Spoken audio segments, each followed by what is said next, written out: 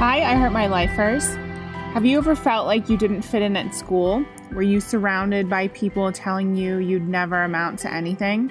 If so, you know how devastating that can be, especially when you know you're meant for something more.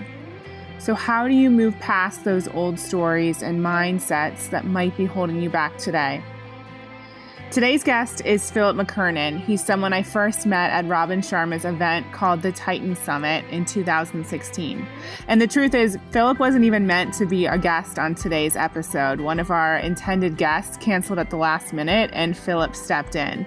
And it was a miracle that he was even available. He's been writing his second book and has been really, really busy, but literally had this time slot available just for us on the I Heart My Life show. And when Philip and I started to record the episode, I told him there must be something he's about to share that I need to hear, and that the I Heart My Lifers listening to this also need to hear. And believe me, it truly was meant to be. The vulnerability that Philip shares with us is going to blow you away. There are some really heartfelt and actually difficult stories that you're going to be exposed to today from Philip's past that have really helped him become the person he is today. And he could have let those stories stop him. He could have let those moments be an indication that he wasn't meant for something big, but he didn't. And I believe this is one of those hours that will change the way you look at your own difficult moments and really help you drop your own victim story and seize the day. For me, this episode is about never giving up and creating more meaning in your own life. And I hope you enjoy it as much as I do.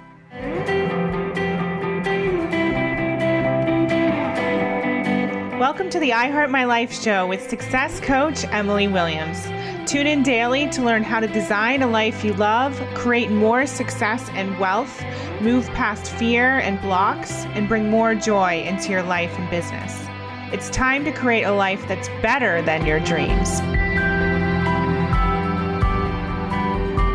Hey everyone, it's Emily Williams here, the founder of I Heart My Life, and this is the I Heart My Life show. And I'm so excited because we have someone who I'm super inspired by here with us today. Philip McKernan is an amazing inspirational speaker, writer, and filmmaker.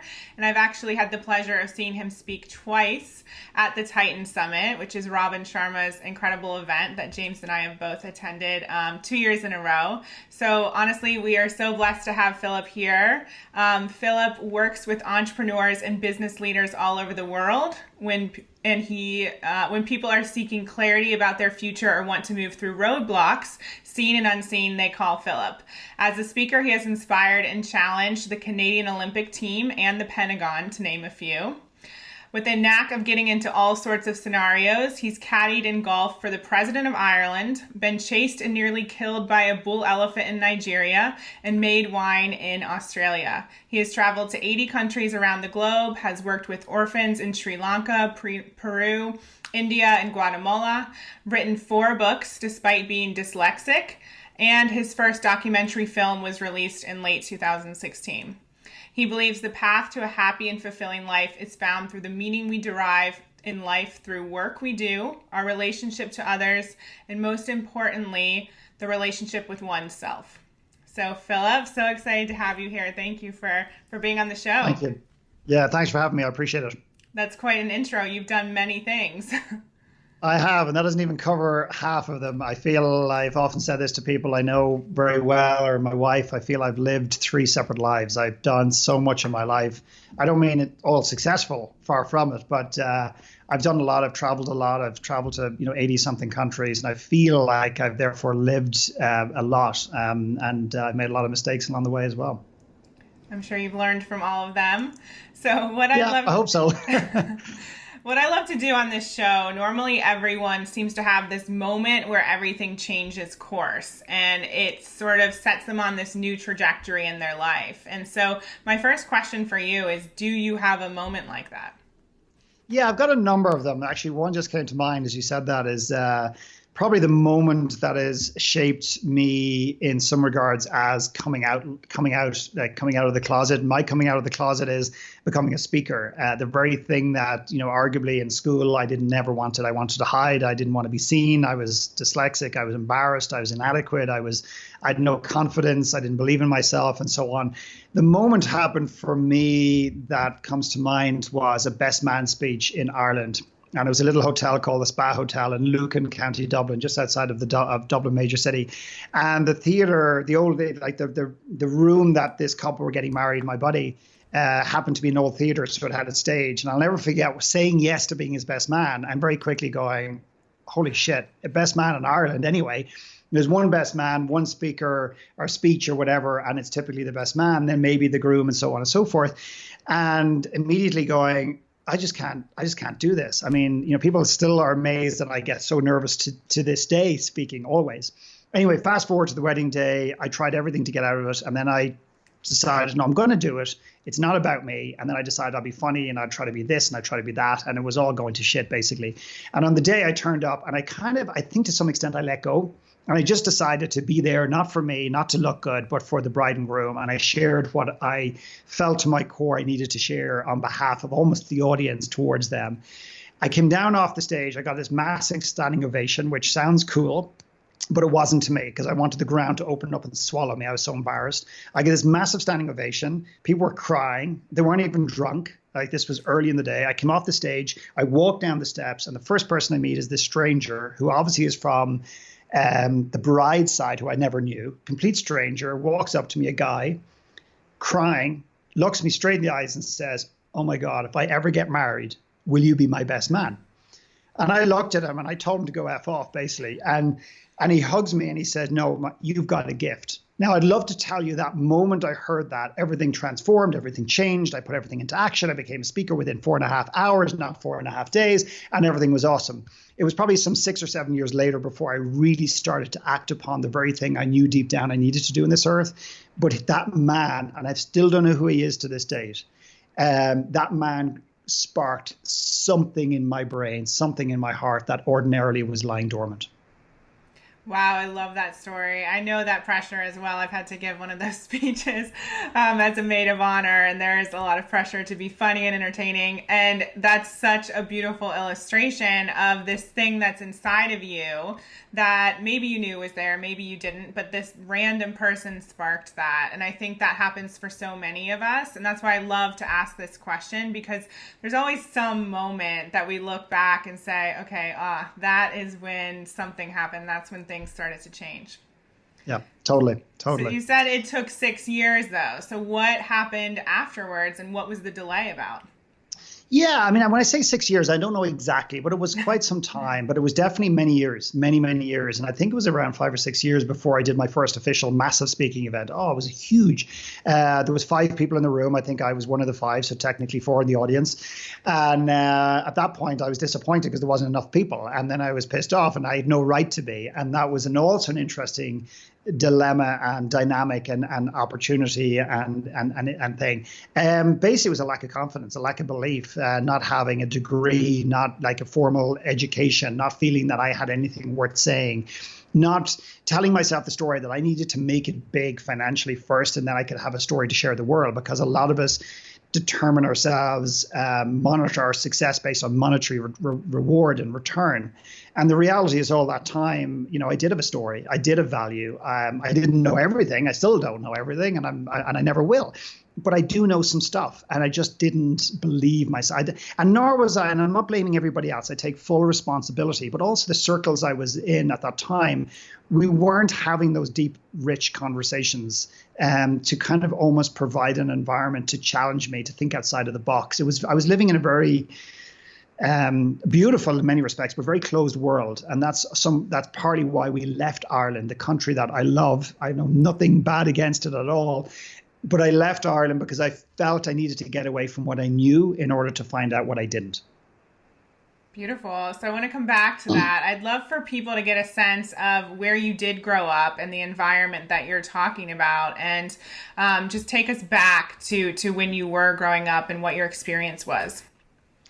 Yeah, well, I'll tell you a gross moment that I don't share that often, but a very gross moment for some is the day I remember this memory about 2 years ago, and I was literally sitting as a kid. I was thinking back in my life, and I literally didn't want to remember this memory, but it was true, and I got really embarrassed and very ashamed of the experience. And I remember telling my wife, and this is like not even maybe less than 2 years ago. It still feels very raw. And I remembered myself sitting in school about 13, 14 years old, counting the dandruff on the child's shoulders in front of me. Now, I know it's in isolation, it might sound gross, and in non-isolation, it might sound gross, but let me give you some context. Why I was doing that was I felt I was going insane. So I couldn't read and write like everyone else.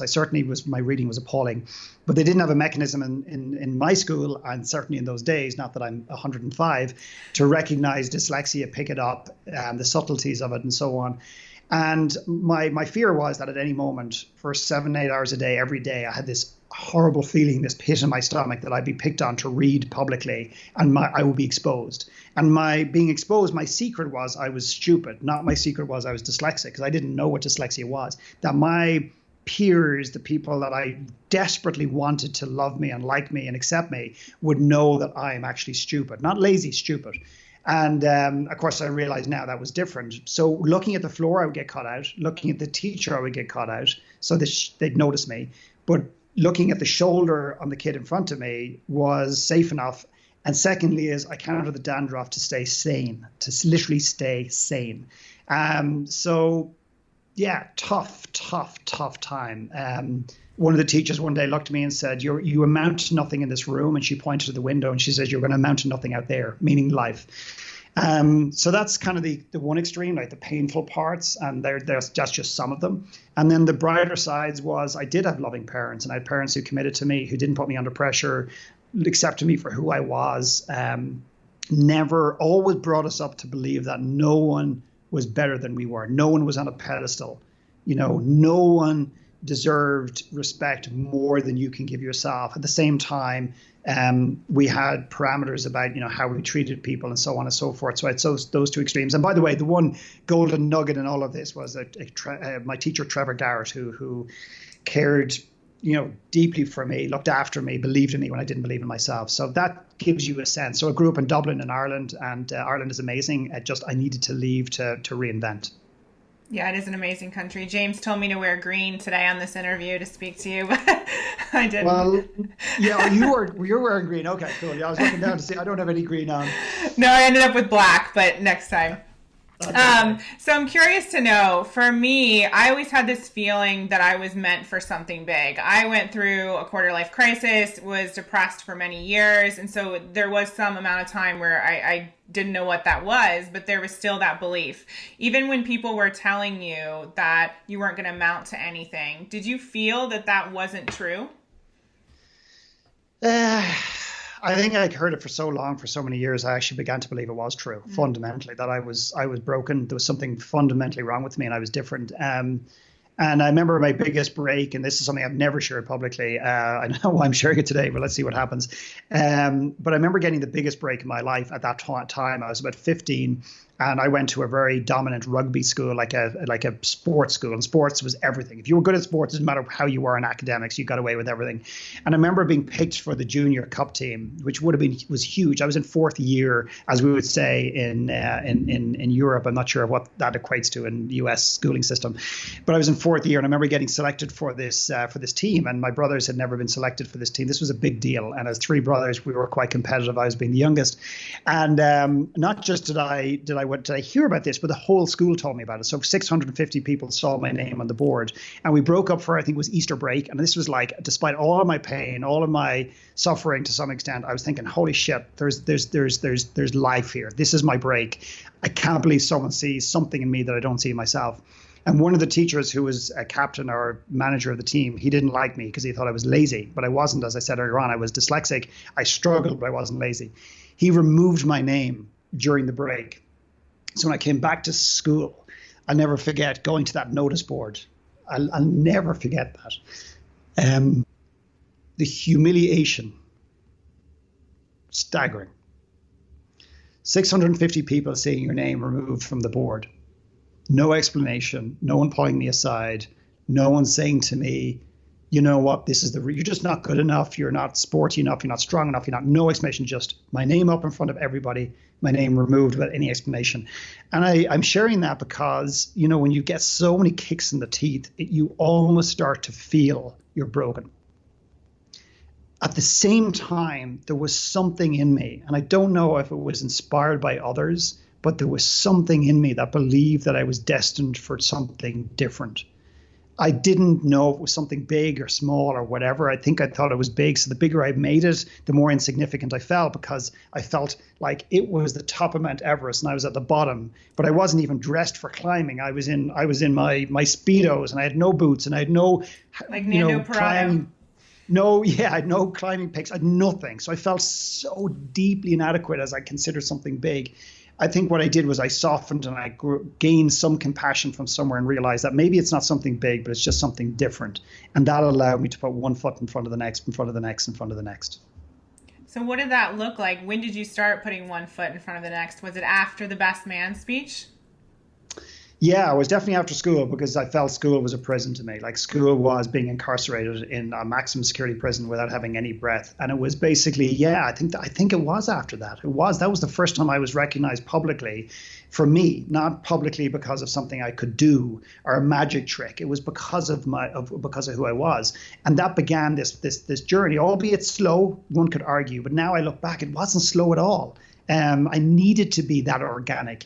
And it did allow me to start. And one thing almost no one knows about me is that I coached for years in Ireland in a pub, believe it or not, coaching people one-on-one, because I couldn't afford a meeting space. And I'd meet upstairs in this little pub, and we didn't have any alcohol, and we'd meet at this little round table, which is partly in this hallway, and it was kind of noisy. And I'd meet a person for 1 hour every week for 6 weeks, and they could pay me a contribution that we would give to charity. And I did this for years, for free, basically. Sorry, it wasn't free. They'd pay something, we give it to charity, but I didn't get paid for it. So I took the whole money and the whole thing off the table. So there was no kind of like any, I didn't want to complicate it with money. I wanted to just see what this would be like. So I did that for years. So I was doing stuff along the way.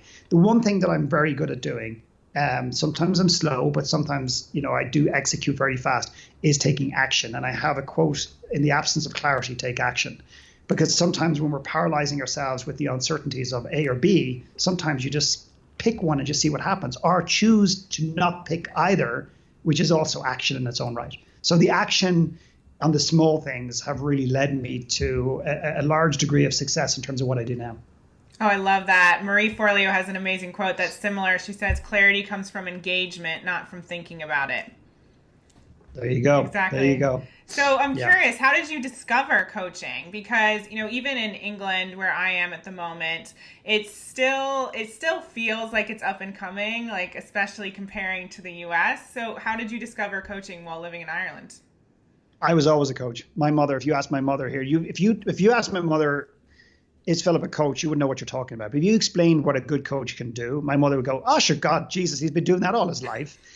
In other words, creating a space for allowing people to share without judgment and challenging people accordingly. I've done that all my life, and I think most people do. The problem is when we go to put a label of coaching on it, I think then that's where it becomes messy.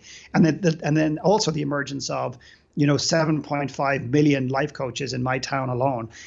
You know, I'm obviously joking to make a point, but everyone now has become a life coach. And then you get people who aren't necessarily ready. They don't really want to be a life coach. They're not even equipped right now to be a life coach, or maybe they just haven't done the work themselves on it. And of course, equal that with, you know, multiple people who are incredible at this. But the concept of coaching as it stands, I mean, I was first introduced to coaching by a guy called Les Hewitt, who wrote a book called The Power of Focus. He wrote books with the guys from Chicken Soup for the Soul, etc. The first time I met him was on a golf course randomly in Canada. I was on holidays, and he told me he wrote a book called The Power of Focus. And my instant thought process was, holy shit, I'm in a cult. I'm part of this cult just for a day in the golf course. This guy's wacko. Turns out that he was an amazing human being, a love for people, a deep desire to help people move the needle. And coaching, that was the first time because I thought about coaching was like golf coaches or soccer coaches. I never imagined you could coach people to get out of their own way, to see what's possible for their lives. But in essence, really what I do is I help people do what I needed somebody to do for me all those years. I think it's that simple. I want to pause here just for 1 second and pick up there when we get back from the break. And I'd love for you to tell us a little bit more about that, because I think that's how a lot of us in this industry do get started, is by, using our own journey and thinking about what we needed at the time and bringing that to people today. So let's start there. The goal is to deliver a message of truth, inspiration, and hope to the world, to unite people from all backgrounds and beliefs in an effort to advance humanity. News blogs, informative podcasts, and entertaining videos. It's AmericaOutloud.com, where the conversation never ends, with 24/7 streaming on our free apps on both Android and Apple. Welcome to the new era in communications, America Out Loud Talk Radio.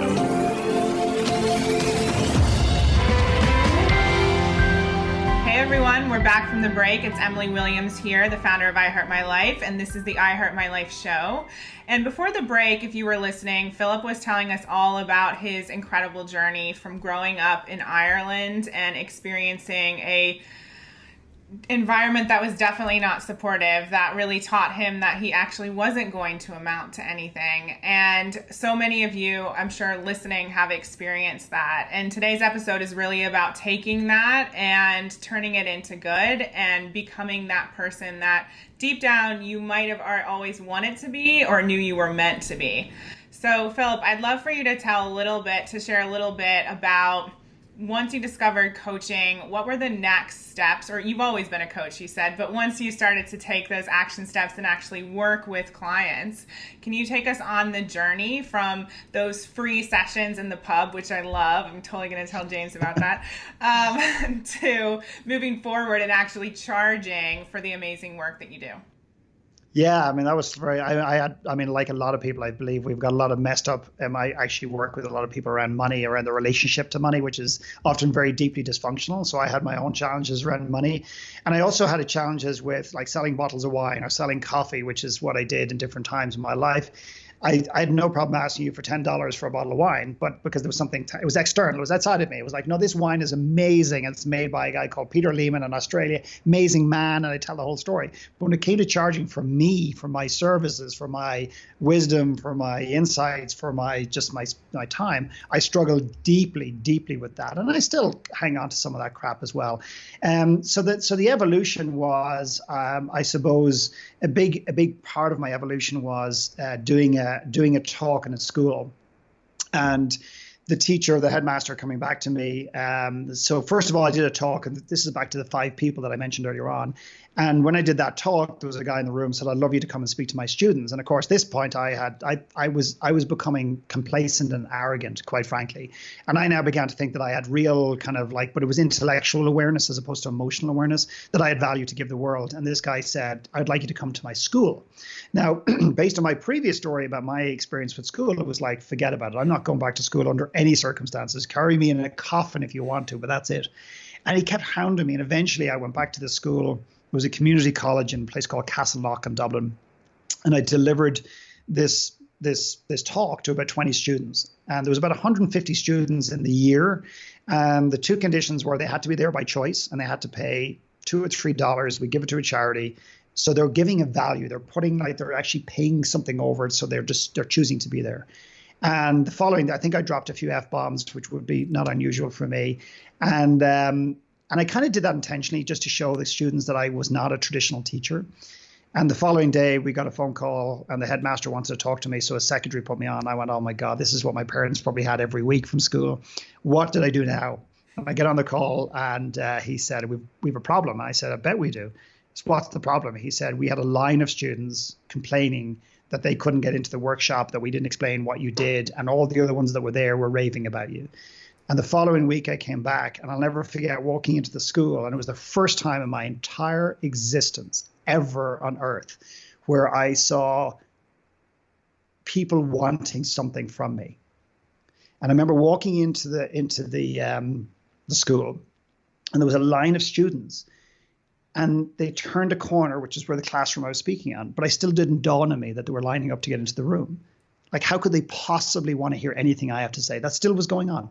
I walked down, turned the corner, they disappeared into this lecture room. I walked in, the place was packed. And I expected at any moment someone to say to me, Philip, you're in the wrong room. What was actually going on is every student that was there the week before was back, and every student that wasn't there the week before was trying to get in. And that was the moment I recognized, like, oh my God, maybe, just maybe, I've got something that the world needs to hear or the world wants to hear. And I proceeded to kick all the students out because I've got a photographic memory. Every student that I knew, and I said, you were here. He goes, no, I wasn't. I said, you were here, get out. And he said, can I stay? I said, no, unfortunately, we have to get everybody else in. And that was a great catalyst. And that led to me being approached by the Bank of Ireland, one of the biggest bank in the country, I believe at the time, to do a series of workshops across the country for young people. The feedback was off the charts, not because of me. I mean, it sounds very self-serving to say it was all about me, but it's about the conversations that we had. And to this day, ultimately it came down to self-worth, because at the end of the day, financial literacy and all these things that we want to pour into the education system or to individuals is fine. But if it's on a foundation of poor self-worth, lack of self-esteem, it's a waste of time because there's holes in it. Just all that information just drips through the system and they lose it. It was all about self-esteem. And I'm telling you, to this day, if I take out the feedback forms, if I want to tear up, I just read some of those to this day, and some of the feedback was staggering. And I'm not talking about me. I'm talking about what they discovered about themselves. Young people are deeply underestimated in this world. As parents, a lot of us are too busy telling our kids what to do. We should be listening to our kids because they're the ones with a lot of the wisdom. Yeah, I mean, I'm just getting teary thinking about you walking into that room and seeing all of those kids being there. I can only imagine how that felt. And just an incredible story. And I think the fact that you were talking to them about self-worth also speaks volumes. And, I haven't known you for that long. We've only been in the same room twice, but your heart is so big. And the work that you do is so deep with people. And it doesn't sound like you even necessarily, I mean, correct me if I'm wrong, you didn't know exactly like which direction you were going with this type of work, but you've always been able to go so deep with people. Yeah, I think the more I prepare for something, the more it's controlled and it's too intellectual. Where if I hold a space for somebody, I've got a framework for all the work I do. But the more I create some space in a talk and I just go, you know what, guys, we're just going to take Q&A and we're just going to go to the audience. And I'm just going to work one-to-one with people and we just see where it goes. The more I do that, which is very it's tough because you're putting yourself in a very vulnerable position. A lot of speakers tell me not to do that because you could get caught out or get a question you can't answer. And the end of the day, if I'm really there to serve, I need to get out of my own way and stop trying to look good on stage and let go. And my work is very rich and it's very deep. And I used to almost explain that away. I used to try to justify that and go, yeah, it's deep, but don't worry about it. No, it is deep. And if you want to, if people want to step into we're going to go really deep. And I believe the deeper we go, the higher we fly. The greatest work I've ever done in my life is going into the depths of my past, into the hurt, into the pain, into the joy, into the love, into the success, into the blind spots, to discover how they continue as a pattern show up today. And that is how I freed myself to actually live in and step into more of the things that scare the shit out of me every day now. I think I said it on Facebook the other day. I said, I put a quote up that I create a small little quote, but I love it, and it sounds very arrogant. You love your own quotes, but that's not what I mean. I love the message. People who only look forward are blind. People who only look forward are blind. We're obsessed with looking into the future, which the future is a fantastic place to consider. And we're also obsessed about living in the now, which is also very precarious and challenging. But I think we don't put enough precedence and value on considering our past, our story, and how it is formed who we are today and how it's ultimately deciding who we are tomorrow, whether we like it or not. And how we can use it to connect with others. 100%. Yeah. 100%. Can I share one quick nuance? Please. When I was in that classroom, just coming back to me, you're getting all sorts of stuff out of me today, but when I was in that classroom, there was this beautiful young man, this young boy sitting at the very front row. And at one point he raised his hands and he said, "What college did you go to?" This was the second workshop I did. And I was just about to, I was breathing in, I was just about to give him the same bullshit line that I was telling everybody because I was so insecure. And that was, I decided not to go to college because I wanted to be, I wanted to go in and be a business person, or I wanted to begin my entrepreneurial journey. which was not the case. And I was breathing in, I was looking at him, I said, I just can't lie to this kid. I just can't. And it wasn't that I was trying to lie. I just was so insecure. I just told myself this defensive story. And I looked at him and this shows how deep it ran for me. I said, laugh if you wish. But I said, I didn't go to college because I was dyslexic. And that was the first time I shared it publicly in my life, in a school, in a classroom. The irony in that, and there's no coincidence. And the absolute opposite happened to me. I expected judgment and sniggers and laughing. And this kid just went, wow, that's amazing. In other words, he accepted me for who I was. And that was the greatest gift those kids gave me. What happened because of that gift? I let go of the inadequacy. I let go of the insecurity to a large extent about this. I held this inside as my reason and my excuse for not growing, as a crutch. So when I didn't do a good talk, or when people didn't ask me to talk, or I didn't get a coaching client, I went, well, I'm dyslexic. I could fall back in that victim story. And it was a victim story. It was real, but there was a victim element. I was holding on to it. It was the first time that I was accepted. Someone saw me and said, yeah, we're not here for your dyslexia. We're not here for that. We're here for you because we believe in you. So it allowed me to really identify that I was using it as a crutch. And it was time to begin to let go of that, step out of that, and realize that that pain has actually equipped me to connect deeper with humanity today.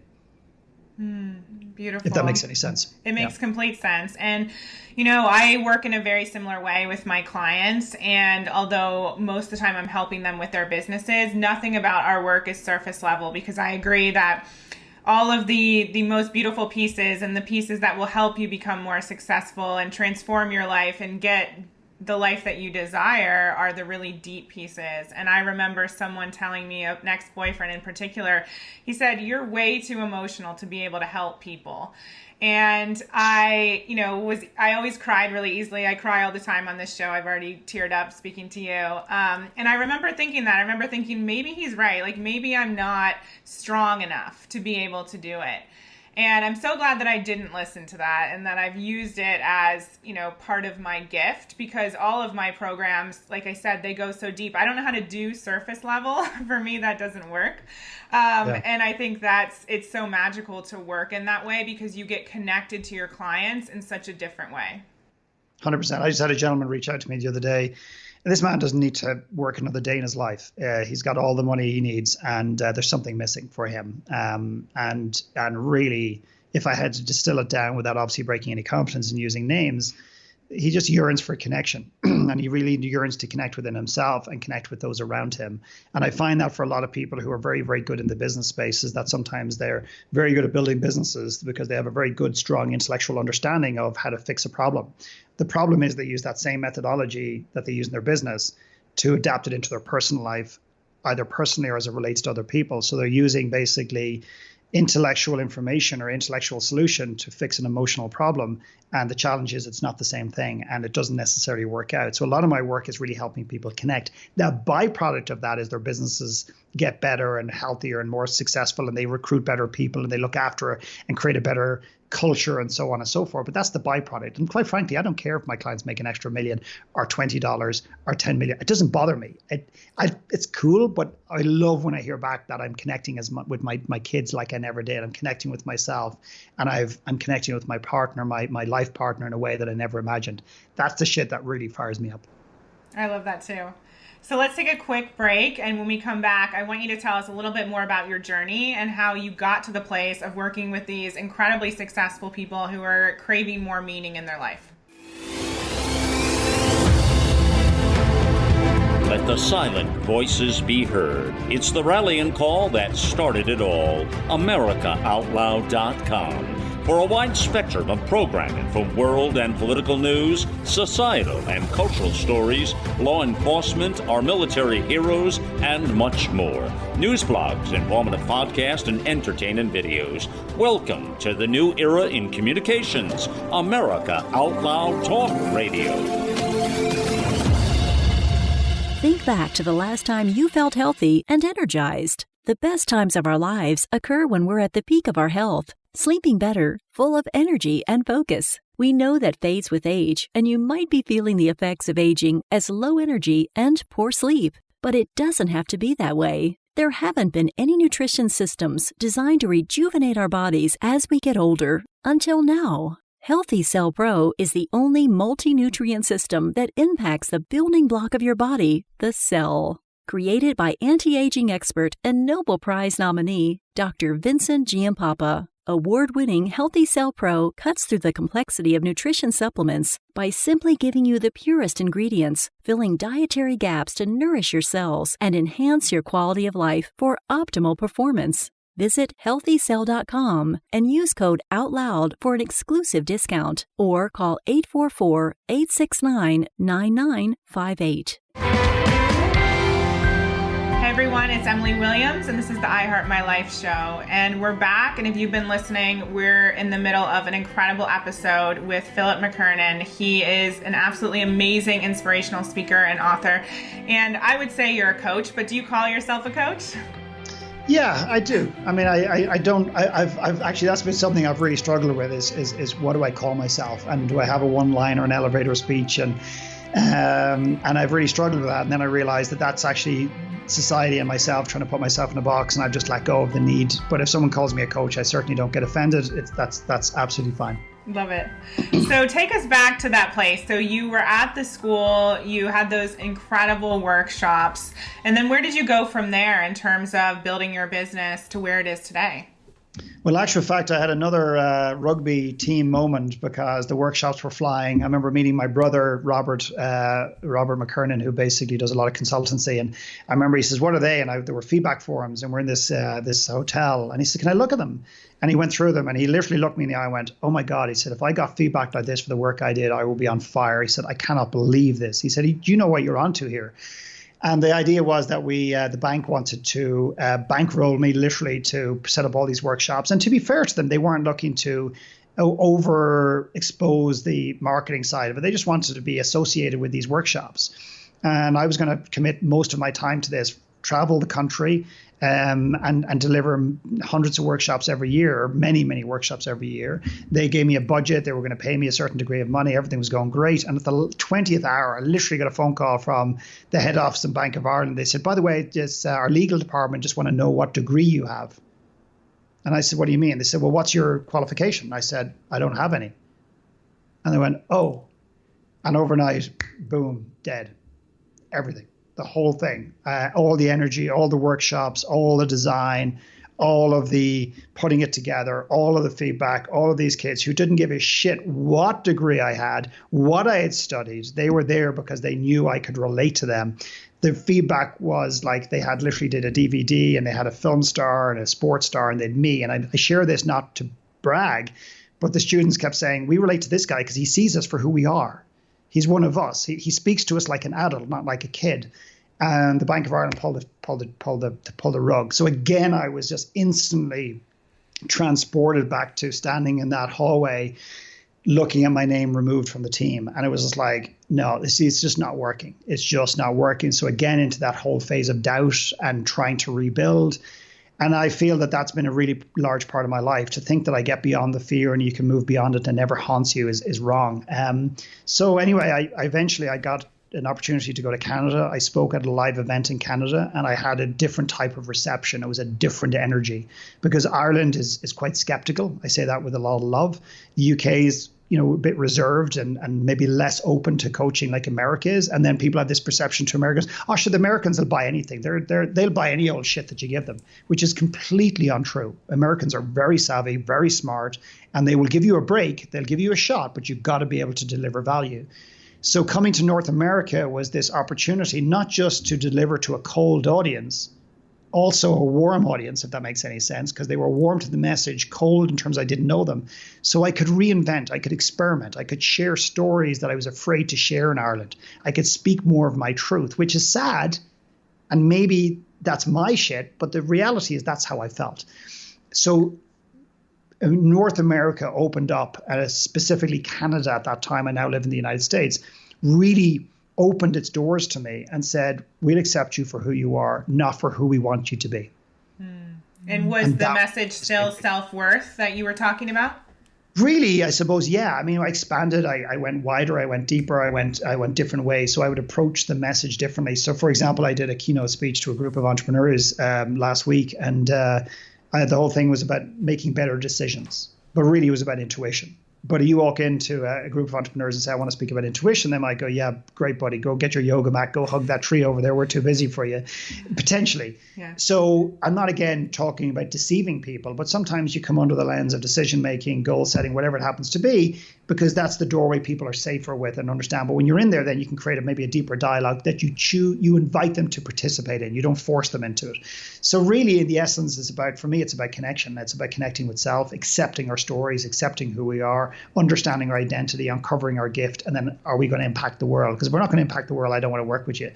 You've got to want to impact the world at some level. And I relish the opportunity to challenge people to go deep so they can impact the world in ways that they can't even imagine. That's my sweet spot. I love that. And so you got to Canada, you had this other experience. What happened after that? Yeah, I think the other bigger story, though, is that what was going on behind the scenes. And behind the scenes, I was still holding onto this story, which I suspect will resonate, not just personally with you, maybe, but also with a lot of the listeners, is that I was still holding onto this story that I needed to make a shit ton of money so I could have the freedom to go and do what I loved. We often think that what we love doing, we can never monetize it, that actually there's not that opportunity to do it. And I was holding on to this story that I, again, take responsibility from and for, but I was told that story from a lot of speakers on stage that you got to make a ton of money and then go and do what you want to do. But no one said to me, what if you just did what you really want to do? What could happen financially, maybe? Isn't that crazy?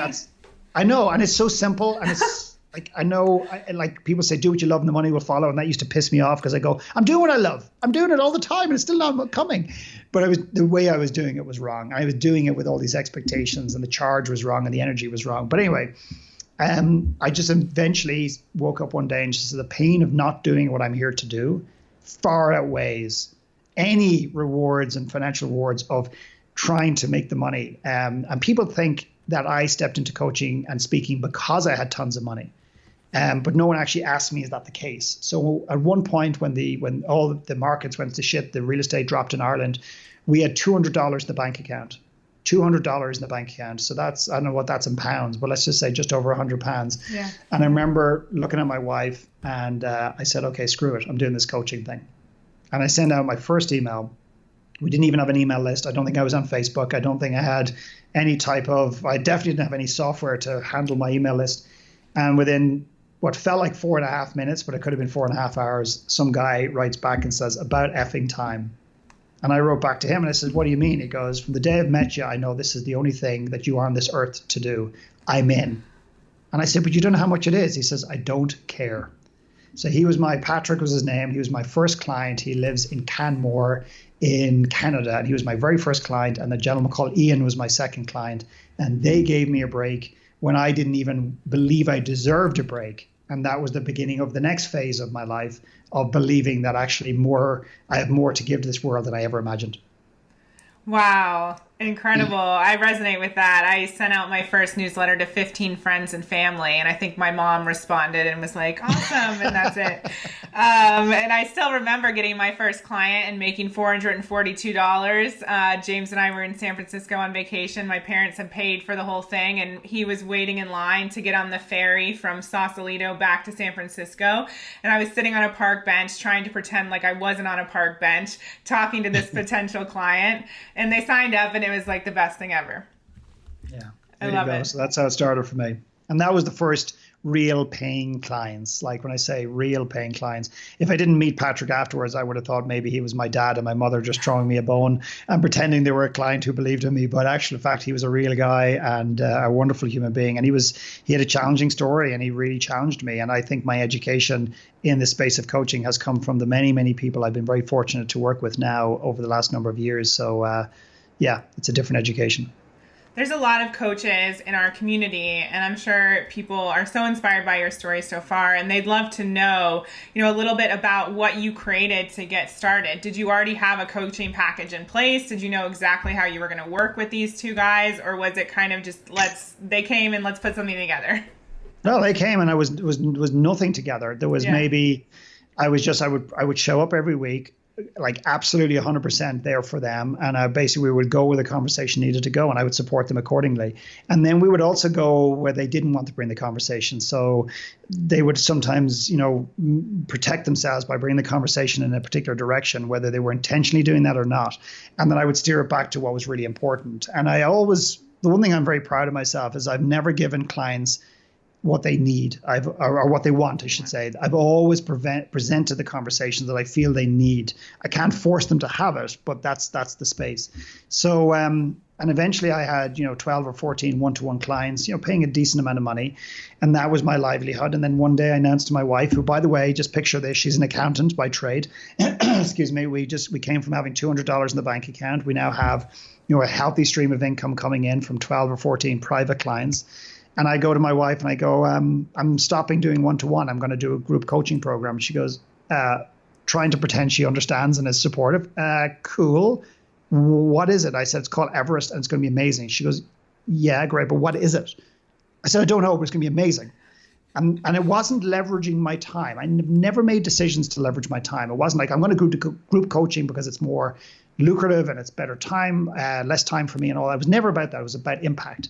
And I created a concept called Everest, which was my most successful launch we've ever done. It was a group coaching. So the reason it was so powerful, it wasn't just me going one-to-one. It was people learning from each other. And that was really successful. And then I went to a group model, and then I started to do a deep immersive experiences, deep immersive retreats, offsite retreats, which came out of an exercise called the 5 Happiest Days, which is something we may talk about, maybe we won't talk about. So life leaves clues. So all of these experiences that I run are based on things that I grew up with in my life at some level.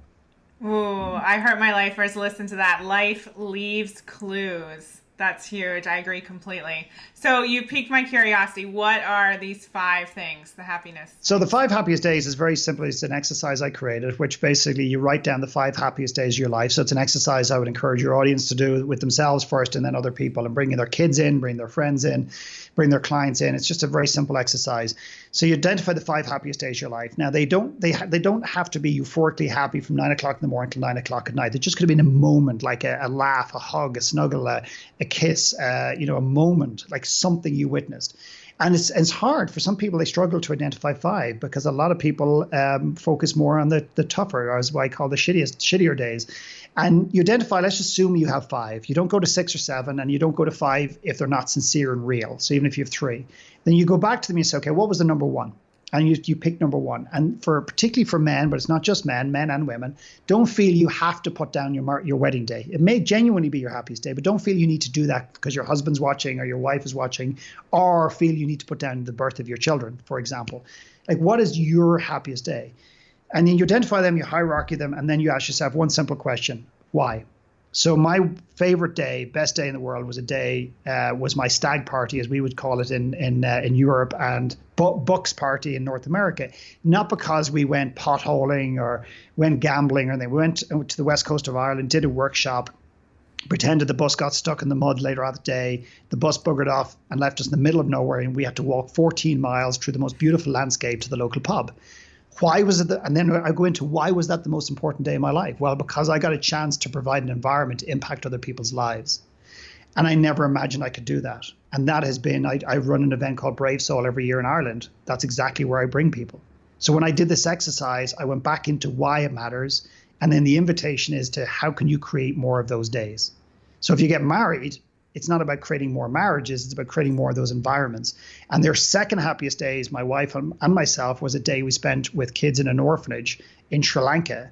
That inspired the Give and Grow documentary that you mentioned earlier on, the Give and Grow retreat that we run, and building an orphanage last year in Peru to house these kids that were sex slaves and kids that were on the streets.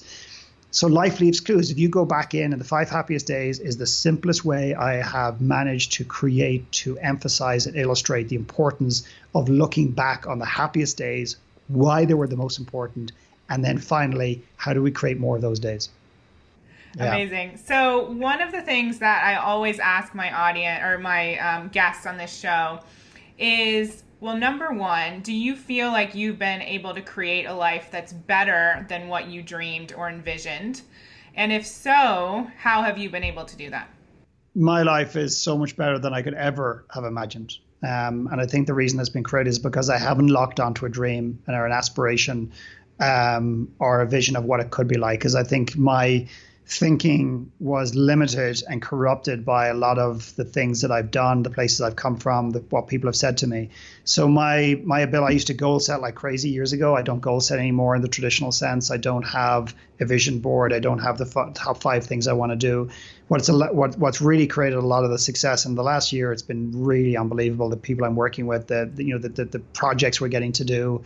For me, it's been this really, really challenging road of just letting go, having an intention to making an impact, but not being connected to how it goes, and just allowing, think about it. And I'm going to use a crude analogy.